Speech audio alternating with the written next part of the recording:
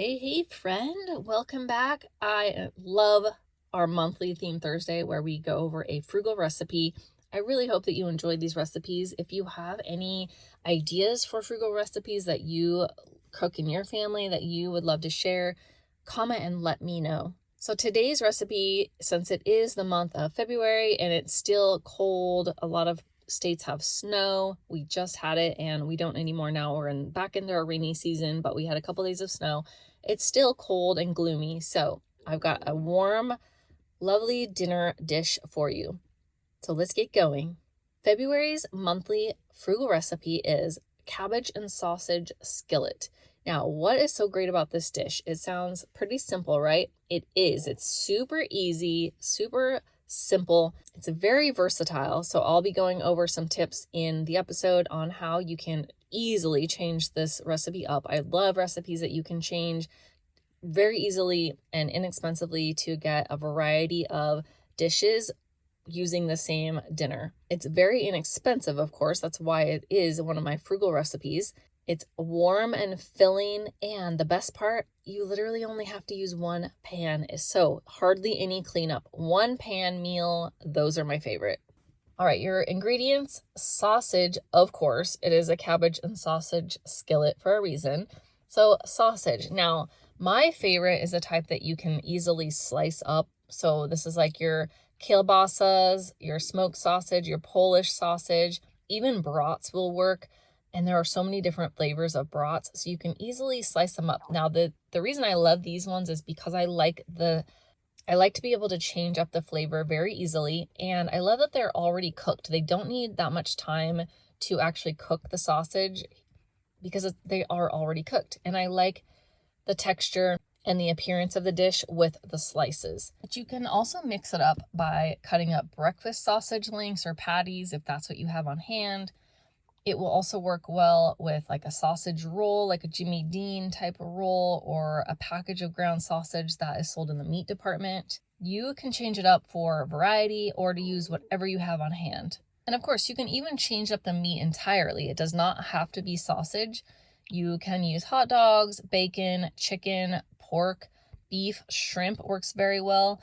And what can also be fun if you have multiples is to combine multiple types of meat, kind of like a gumbo or jambalaya, where you have chicken and shrimp and sausage. Think of that type of a meal, and you can combine if you have more than one on hand. So sausage is one of the key components. If you are a vegetarian, I have also made this dish with black-eyed peas. If you add in some liquid smoke with the black-eyed peas and the cabbage, it's very inexpensive and comes together, and you're still getting that protein. All right, so we've covered the sausage. The next, of course, is cabbage. Green cabbage or Napa cabbage, either will work very well. I don't recommend purple cabbage only because when you cook it, it bleeds out and it makes everything purple. Or it can fade and look really strange. So it can make your entire meal purple. If you don't care and that's what you have on hand, it's not going to hurt anything. It's just if you want a visual presentation, then the green or Napa cabbage work better. And then I also like to add onions because onions add a lot of flavor and they are very inexpensive. So again, a lighter color onion for the best presentation, white, sweet, or yellow, depending on what's in season, what you have on hand, what your garden has just given you. Purple, again, will fade as well, but it's totally fine if you don't care about that. That's literally all you need: sausage, cabbage, and onions. That is it. Okay, so your instructions: you're going to cut up your cabbage into strips or bite-sized chunks, depending on what you prefer. I usually do strips and then just cut them in half so that the strips are a little bit shorter. Super easy, very quick. And then, of course, you want to dice up your onion as well. So you're going to start sauteing the cabbage and onion in a little bit of oil or even water. You don't have to use oil. Water works just fine. Get them going, and while those are sauteing, you want to slice up your sausage or your brats if you are using one that's already cooked. Now, if you are using a raw sausage, like ground sausage, you'll want to start cooking the sausage first before adding in the veggies. So get your sausage cooking, and then while it's cooking, you can cut up your veggies. It's just flipping the rotation around. So that's it. Once they are sauteing in the pan, you can add salt and pepper. to taste, or really any spices that you desire. So you can change it up. That's another area where it's very versatile. So you can get different flavor profiles if you want Cajun, if you want a curry flavored, if you want Mexican flavored or Asian profiles. You can add garlic and ginger, whatever you have on hand, whatever you like. There's no right or wrong here. It's so easy to play around with it and find what you like. Once the veggies are cooked to your liking, and of course, if you have the raw sausage, make sure that's cooked as well, you're done. That's it. Spoon it onto a plate or a bowl. You can serve with some soft rolls for a super quick and easy dinner. Besides changing the type of sausage that you use, you can change up flavors. Brats are so good for this.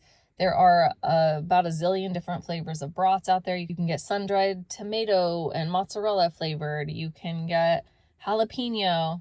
You can get cheddar. There are so many different flavors. Change it up and see what you prefer.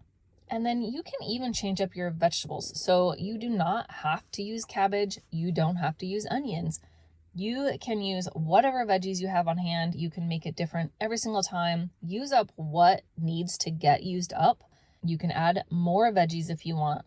Some of the veggies that can work really well because they're a little bit more crispy, like a cabbage, things like cauliflower florets or even cauliflower rice, broccoli, asparagus, Brussels sprouts, carrots, zucchini and yellow squash work well. They might need a little bit less time to cook. And then heartier greens like your collard greens, your chard, your kales, think those thicker greens. If you want other greens, that's fine too. They just need less time to cook. Sweet potatoes can work well, regular potatoes if you want to add some starchy vegetables right into the dish. Mushrooms also work, and any kind of herbs that you like. Cilantro and parsley are some of my favorites, but change it up, whatever you're growing or was on sale or what you need to use up.